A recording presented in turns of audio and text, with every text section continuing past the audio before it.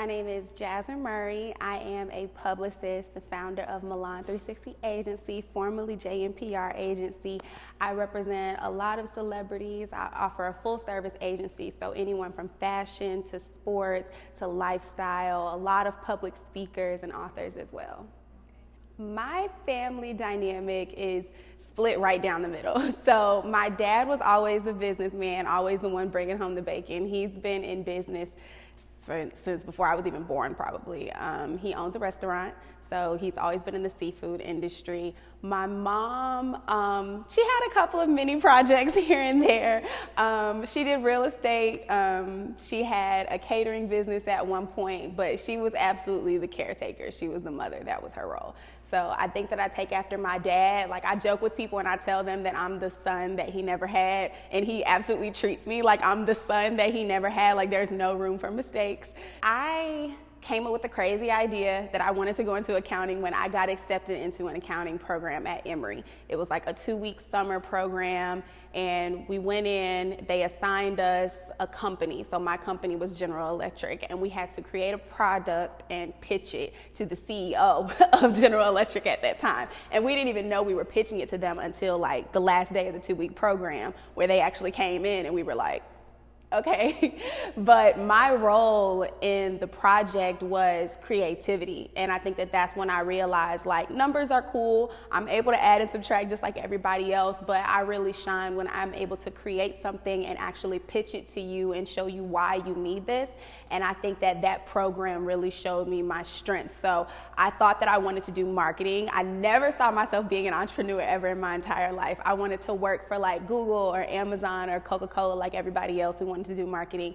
But then I realized that with a lot of major corporate companies, unfortunately, there is not a space for minority women like people think that there are. And if there is a space, it takes many of years that I just wasn't really willing to contribute at that time just to get to a level of appreciation that I know that I deserve now. So I got into interning. I worked with Ciroc. I worked with a lot of other PR companies and somehow found my way into operating my own business. I think that email marketing is just as important as any other sector of marketing, because everybody focuses on every level of business. And if you're in my kind of industry, sitting behind a computer is very important, you know, just like your physical presence and your other online presence with social media. But I'm one of those people where if you want to reach me, email. Like, if you want to ask me out for coffee, email. So you have to keep in mind that there are people that are wired just like that. And I do think that email marketing goes a long way. And you can even get creative with it. They have a lot of text-based marketing apps where you can send emails right to people's phones if they allow you to have that information. So I think that people are kind of losing the traditional business model as social media kind of progresses more, and we're trying to find ways to make our lives fit into social media versus social media fit into our lives. I think being young, and when you kind of realize that you have a gift, it's not that you're afraid of the gift, it's that you don't really know how to execute it. And when you're young and you're trying to start a business with that gift, you don't want for people to shut you down before you shut yourself down, I guess. And so I guess I wanted to beat people to the punch. Like, I didn't want somebody telling me where I belonged or where I fit in a corner. And so I would talk myself out of so many opportunities, more so because I didn't want for other people to do it for me.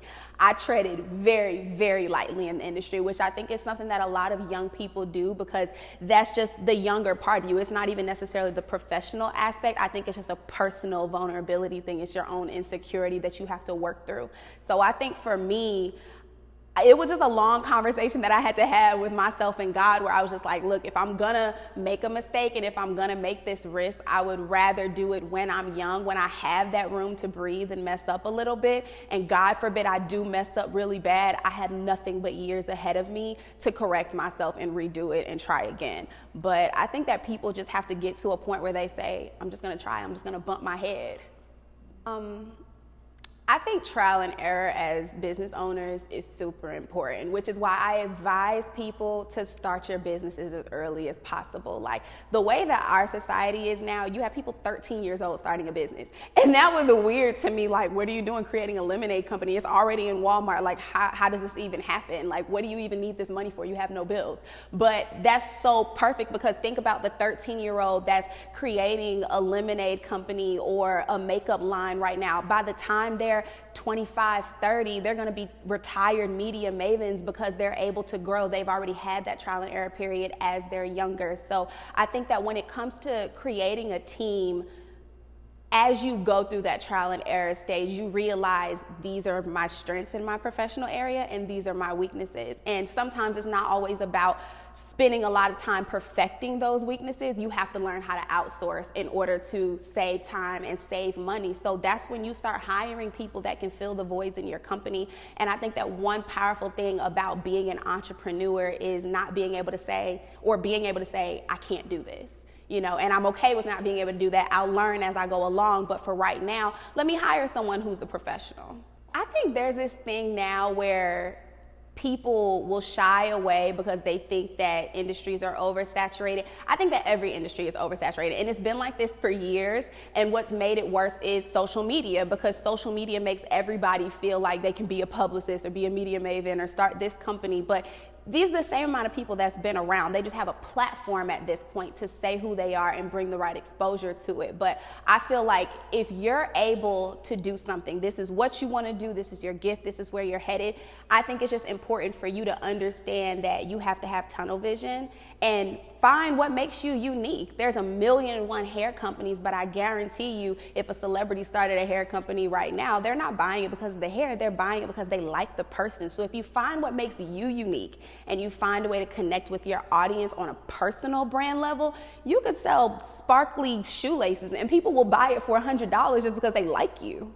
So I think that now we have these pop-up entrepreneurs, and I've even seen it a lot with people who have approached me for PR where they're like, hey, you know, I own an eyelash business. Can you help me? And I'm like, okay, well, you know, what's your website? I do a full audit for all my clients. And then there's no website. There's no social media. You have no content. And I'm like, so you want for me to build your foundation from the ground up? And I think that people do this because they do approach entrepreneurship as if it's a get-rich-quick scheme. Nobody understands that on a timeline aspect, most entrepreneurs don't even really start making consistent money until after their 3rd or 5th year of business. And that's a long time for you to, you know, have your head down and just be working hard. But there's so many people that think, okay, I'm gonna have this eyelash company, and if it doesn't work, I'm gonna go sell shoes. And if that doesn't work within the first year, then I'm gonna go and do real estate. And if that doesn't work, then I'll do a swimsuit line. And I'm like, that's why you have so many people saying, oh, it's not working for me because these industries are oversaturated. No, there's a space for everyone. There's enough money out here for everybody. We spend money on everything. That's what we do by nature as a consumer. So I think it takes patience, it takes investment. And if you don't approach it with this mindset of I'm doing this because I have to make money, then you might stop blocking that creativity, you know, that's allowing you to make the money that you want to make. I do think that character is more important than skill, because I even say this to my team, I can teach you a skill. Like, I can teach you how to pitch, I can teach you how to draft a press release. I cannot teach you how to walk into a room and connect with people. I can't teach you how to bring in the client and know what they like and know how to switch up. Like, I have clients in entertainment, and then I have clients that are personal speakers. They're like 2 completely different clients, you know? So when I'm approaching my entertainment clients, it's more of, yeah, girl, I need you to show up for this and don't be late because we're gonna have a problem, versus when I approach my motivational speaking client, it's like, hey, you know, I need you here by this time. Please sign off on this. There we go. So that's something that nobody could teach me. As long as I've been in the PR game, nobody could teach me how to connect with people, how to speak, you know. And I think that if you just learn the difference between having character skills and learning that will take you a long way, then you might find that people really admire that in the industry. I've had people that have hired me for a publicist that have not looked at my website, do not ask for a company date. They know nothing about what I'm able to do, but I'm relatable and they have a good time when they work with me. So everything else can be fixed along the way.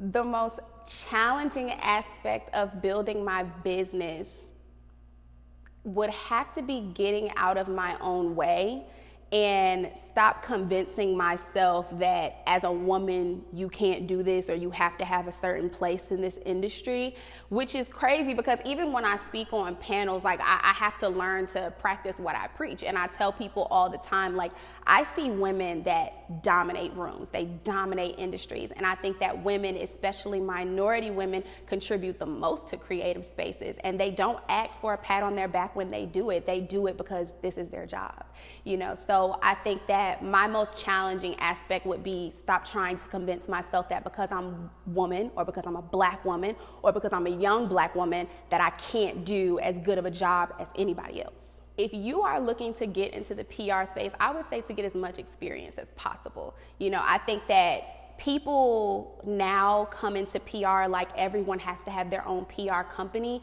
I think that PR is influential and powerful no matter what platform you're on, whether if you have your own company, whether if you're working for another company. So I think you just have to get the experience. Don't be afraid to do the free labor because we all have done it. Some of the most powerful people in the industry.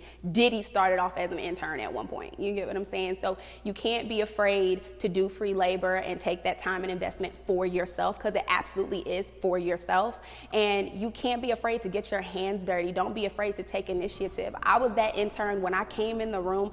I wasn't just doing the press releases. I was changing the coffee filters. I was changing the trash cans. When we were on red carpets, I was helping people with their shoes and their jewelry, their hair flies. Like, you know, you can't be afraid to go that extra step because in the PR industry, just because it's oversaturated like every other industry, those are the qualities about me that made people be like, dang, I want to work with her because she shows up to a photo shoot and she's doing a creative director's job. Like, I was just so thorough and I took initiative on everything. So stand out and do your research. My advice to other entrepreneurs is things are gonna get rough. You're gonna be broke, you're gonna be sad. Unfortunately, you might battle with mental health. And when that happens, you have to go back to remembering why you're doing it. Like, I always tell people to find your why. That's super important. And for me, my why is to prove it to myself. And then secondly, to prove it to everybody else that thought that I couldn't do it. And it may sound crazy, it may sound shady a little bit, but that's a big deal to me. And it's even been times where if I couldn't motivate myself, I sit back and I think, Jasmine, look at every ex-boyfriend that told you you weren't gonna be able to do this. And now you out here making more money than they've made in 2-3 years and you made it in 6 months. Like, that's what I have to do to tell myself to keep going. So I would say find your why as an entrepreneur, because when you eating ramen noodles 7 days out of the week, or you having to sacrifice going to the mall and spending time with your friends, you know, for paying your overhead with your company, like, it's gonna be worth it in the years to come. And even now, entering almost my 4th year of business, and I'm looking back on all the sacrifices that I made my first year that I had to cry and fight my way through, it's absolutely worth it now for the caliber of clientele that I have and the comfortability that I have. My name is Jasmine Murray, and I am young and great.